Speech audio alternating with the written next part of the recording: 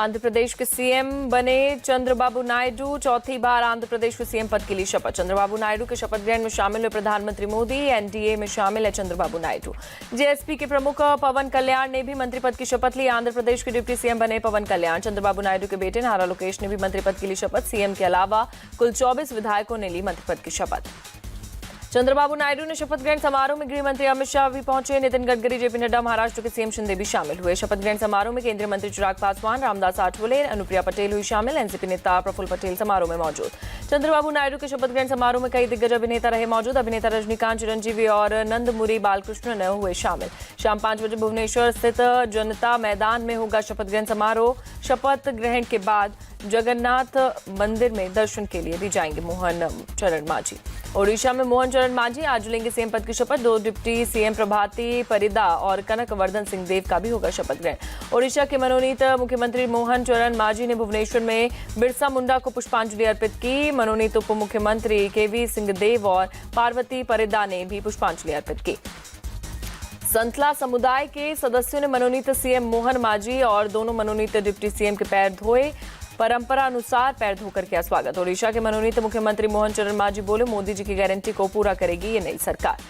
ओडिशा के मनोनीत मुख्यमंत्री मोहन चरण मांझी ने नवीन पटनायक से मुलाकात की। शपथ ग्रहण में आने का दिया न्योता। 18वीं लोकसभा का पहला सत्र 24 जून से। सत्र में नवनिर्वाचित सदस्यों की शपथ, राष्ट्रपति का अभिभाषण और उस पर चर्चा होगी। राज्यसभा का सत्र 27 जून से होगा शुरू। 3 जुलाई को दोनों सदनों के चालू सत्र होंगे समाप्त। केंद्रीय संसदीय कार्य मंत्री किरेन रिजिजू ने दी जानकारी। केंद्रीय सड़क परिवहन मंत्री नितिन गडकरी ने संभाला कार्यभार। राज्य मंत्री हर्ष मल्होत्रा और अजय टम्टा ने भी गडकरी की मौजूदगी में संभाला कार्यभार। केंद्रीय मंत्री निर्मला सीतारमण ने वित्त मंत्री के रूप में कार्यभार संभाला। मोदी सरकार में लगातार दूसरी बार वित्त मंत्री बनी सीतारमण। केंद्रीय मंत्री ज्योतिरादित्य सिंधिया ने पूर्वोत्तर क्षेत्र विकास मंत्री के रूप में कार्यभार संभाला। कल दूरसंचार मंत्रालय का संभाला था पदभार।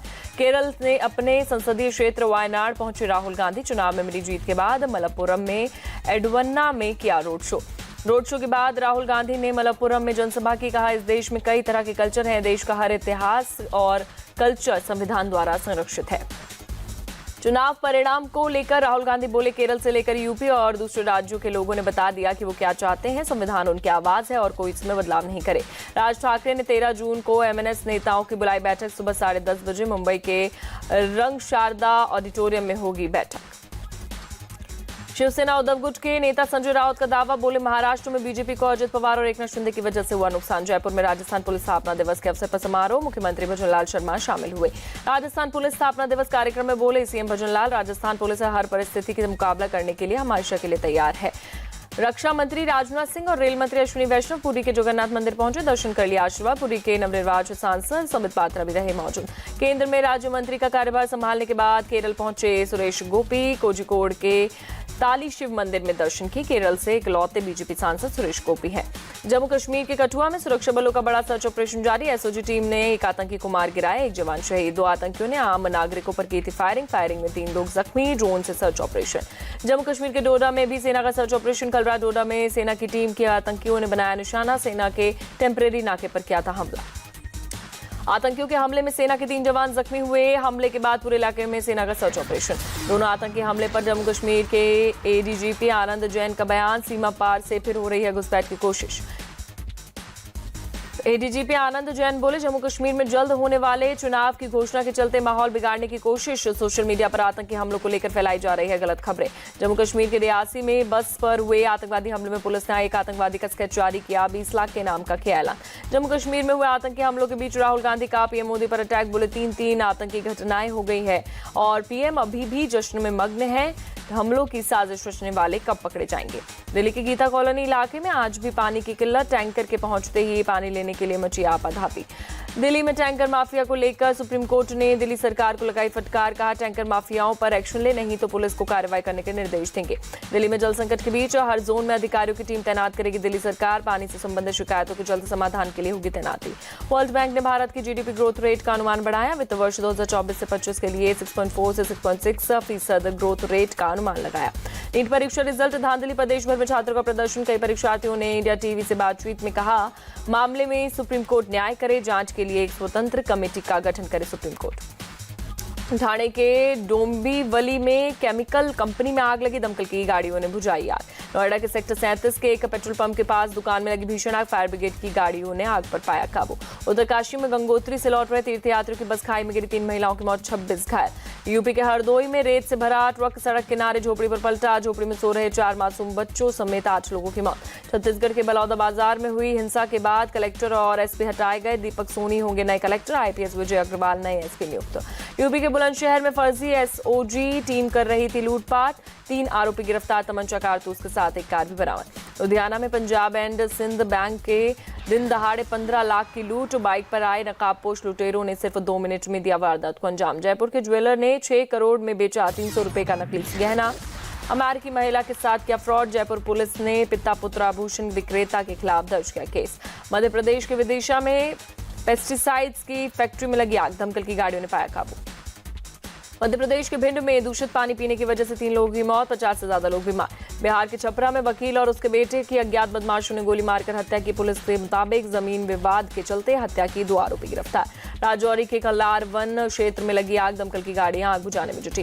नैनीताल के जंगलों में भीषण आग लगी, हजारों हेक्टेयर वन संपदा जलकर राख, दमकल की गाड़ियां आग बुझाने में जुटी। जम्मू कश्मीर के पुंछ के जंगलों में लगी आग, फायर ब्रिगेड की गाड़ियां आग बुझाने में जुटी। राजौरी के कंडी वन क्षेत्र में भी भीषण आग लगी, फायर ब्रिगेड की गाड़ियों ने बुझाई आग।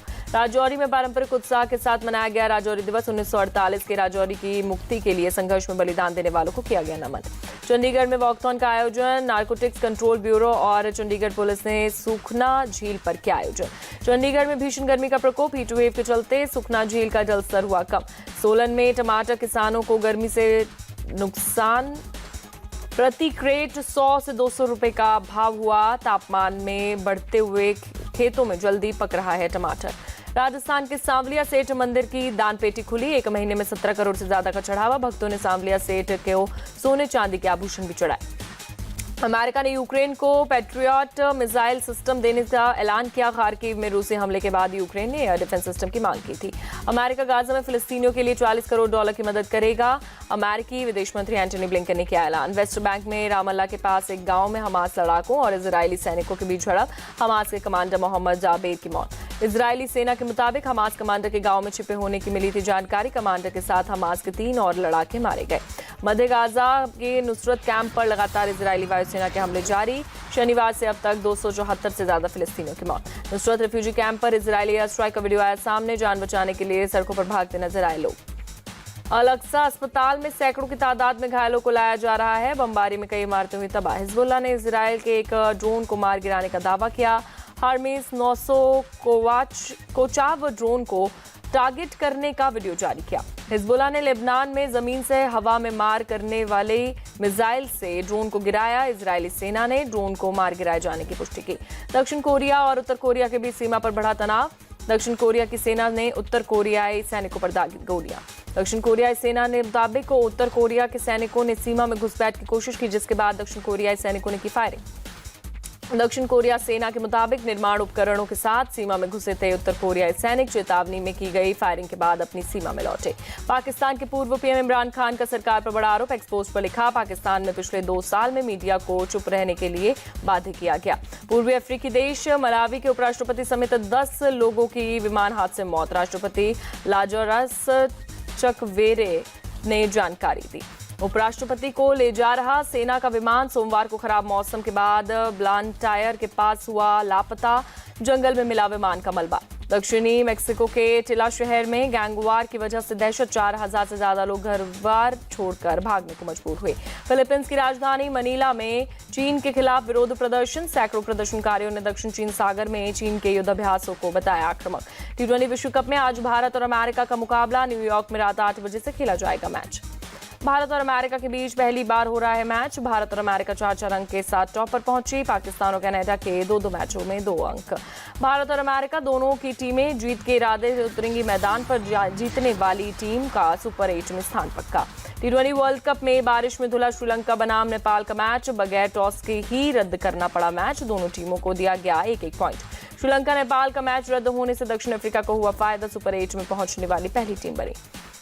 ऑस्ट्रेलिया ने जीत की हैट्रिक के साथ सुपर 8 में की धांसू एंट्री, नामीबिया को 9 विकेट से हराया, नामीबिया की पूरी टीम 72 रन पर ऑल आउट। T20 विश्व कप में लगातार हार के बाद पाकिस्तान की टीम को मिली जीत। कनाडा को 7 विकेट से हराया। सुपर 8 में जगी उम्मीदें। कनाडा ने पहले खेलते हुए 107 रनों का रखा था लक्ष्य। पाकिस्तान की टीम ने 18वें ओवर में 3 विकेट खोकर जीत लिया मैच। पाकिस्तान की तरफ से मोहम्मद रिजवान ने नाबाद 53 रनों की पारी खेली। कप्तान बाबर आजम ने 33 रन बनाए। सैम अयूब ने 6 रन बनाकर पवेलियन लौटे। कनाडा की तरफ से हेलिंगर ने 2 खिलाड़ियों को भेजा पवेलियन। जेरेमी गार्डन को 1 विकेट मिला। कनाडा की तरफ से जॉनसन ने 52 रनों की पारी खेली। कलीम सना ने 13 और साद बिन जफर ने 10 रन बनाए। पाकिस्तानी गेंदबाजों के सामने कनाडा का मिडिल ऑर्डर हुआ धराशायी। पाकिस्तान की तरफ से मोहम्मद आमिर का और हारिस रऊफ को 2-2 विकेट मिले। शाहीन अफरीदी और नसीम शाह ने 1-1 विकेट लिया। पाकिस्तान के मोहम्मद आमिर बने player of the match. Aamir ने 4 ओवर में 13 रन देकर 2 खिलाड़ियों को भेजा पवेलियन। पाकिस्तान के हारिस रऊफ ने T20 क्रिकेट का मैच में इतिहास रचा। सबसे तेज 100 विकेट लेने वाले रिकॉर्ड बनाकर अपना नाम किया। हारिस ने 71 मैचों में किया कारनामा। पाकिस्तानी तेज गेंदबाज शाहीन अफरीदी के नाम बना अनचाहा रिकॉर्ड। T20 क्रिकेट में पहली बार किसी गेंदबाज के खिलाफ मैच की शुरुआती 2 गेंदों पर चौका लगाने का बना रिकॉर्ड।